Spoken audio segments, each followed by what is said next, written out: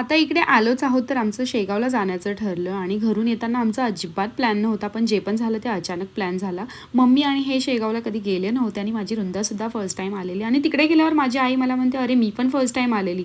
मी तर 2 ते 3 वेळेस गेलेली आणि जो पण प्लॅन झाला तो चांगला झाला. आणि म्हणूनच सकाळी लवकर उठून मी वृंदाला पहिले घुट्टी दिली आणि वृंदाला घुट्टी मी कधीपासून देते याचा मी व्हिडिओ टाकणारच आहे. आणि ना माझी वृंदा आता जवळ-जवळ 1 वर्षाची होण्यात आली, म्हणून ना मी वृंदासाठी हा बेअर ॲनाटॉमीचा जेंटल क्लिन्झिंग शॅम्पू यूज करायला लागलेले आहे.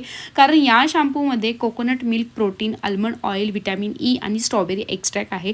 त्यामुळे केस हे हायड्रेटेड राहतात, स्कॅल्प प्लस स्मूथ राहतं, केसांमध्ये एक नॅचरल शाईन येते आणि या शॅम्पूमुळे केस स्ट्रॉंग होतात. आणि मेन म्हणजे हा शॅम्पू डर्मॅटोलॉजिकली टेस्टेड सुद्धा आहे, म्हणून मला हा शॅम्पू वृंदासाठी परफेक्ट वाटतो.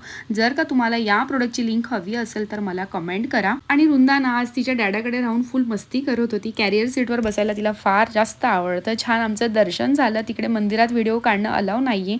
त्यानंतर आम्ही महाप्रसाद खाल्ला आणि शेगावचा महाप्रसाद म्हणजे खूप जास्त टेस्टी प्रसाद.